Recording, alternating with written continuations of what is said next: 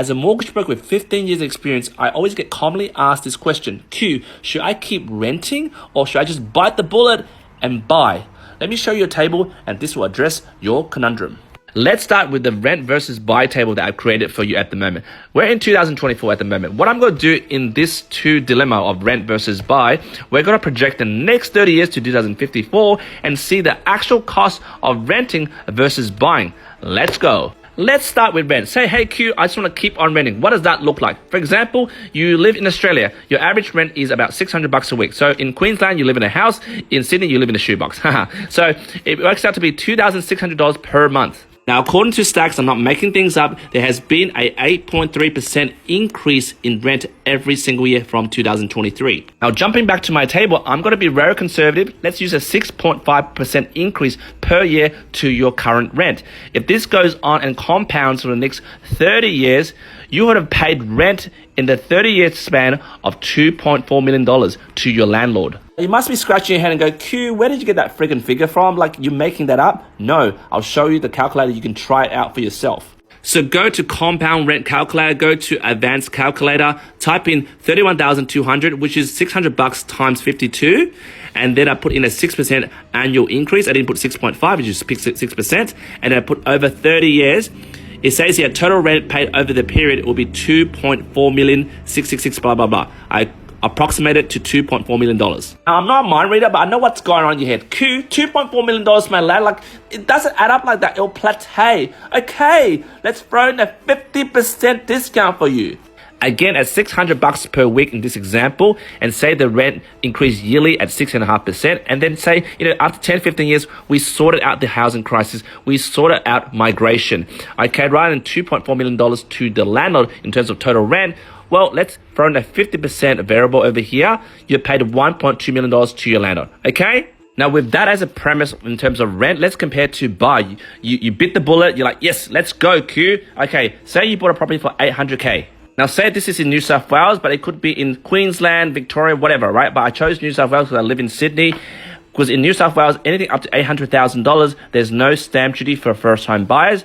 And plus, if you qualify under 125K as a single or 200K combined, you can qualify for the first home guarantee scheme, which is 5% deposit, no mortgage insurance. So to buy something for $800K, you only need $40K, girl. And say you use my expert advice, because I deal with a lot of first home buyers and first home guarantee schemes. I got you no mortgage insurance. I got you a rate of 6.35%. And the loan at 95% is actually $760K.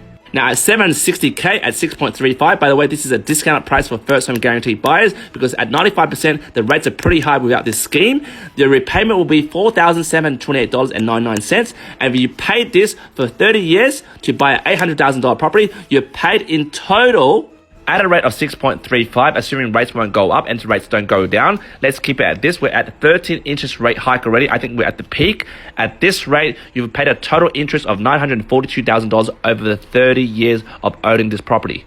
But I'm not done there, guys, in terms of the cost of owning a property. For example, you own a shoebox in Sydney. There's strata. There's also council. There's like sometimes repairs. If you live in a house, there's also council and also renovation repairs. That equals $300,000 of cost over the span of the next 30 years. Plus, you're going to include your home and contents insurance, your building insurance, or whatever insurance to protect your home. That's an extra $100K. You add it all together with the cost of buying the property. That equals $2.1 million to own this property. Now, let's address your conundrum. Should I keep renting or buying? Look at these figures, guys, okay? If you rent, yes, all right. With the 50% discount, say we sorted our housing crisis, you paid the landlord $1.2 million. Yay! But if I bought a home, I've spent $2.1 million. Boo. But think about this, guys. I've applied a 50% discount if we fix our housing crisis, if rents don't keep going up. If rents keep going up, according to the compound calculator, you would have spent $2.4 million to your landlord. Whatever, let's use 1.2. Okay, you paid 1.2, but this isn't your cash, right? The cons of renting is you're paying someone else's mortgage. You're paying a landlord's mortgage. It's going to someone else's wallet. Whilst on the flip side, if you bought a property as a first home buyer, like in 2024, yes, the contract price is $800K, and bloody hell, you spent $2.1 million just to own an $800K property. But at the end of the 30 years, when you're like 60 or 55, right, this property is paid off. and by 2054, do you think this property is worth 800k? It's probably worth bloody like, at an average rate of 5% growth, which is like very low in Sydney, it will be worth bloody more than $6 million. And plus, the pro is it's bloody paid off. What do you think the cost is every year to service this home? The next 30 years, maybe another 100k, another 300k, 400k over 30 years. 400k over 30 years, it's only 13 G's, yo. So think about it, guys. Let the maths do this mathing, right? You're in your early 30s. You get a mortgage for 30 years to buy a property for $800,000. And after, when you're like in your 60s, you own a property that's worth $6 million, and it'll cost you 13k just to service it for another 30 years when you're bloody 90. While you short-sighted people who keep on renting, you think your rent will stay at $2,600 per month, $600 a week. Probably by the next 30 years, when you're like lining up for Centrelink, your rent will be like $6,000 a month. So what do you think, guys? Would you keep on renting, or you bite the bullet to buy right now?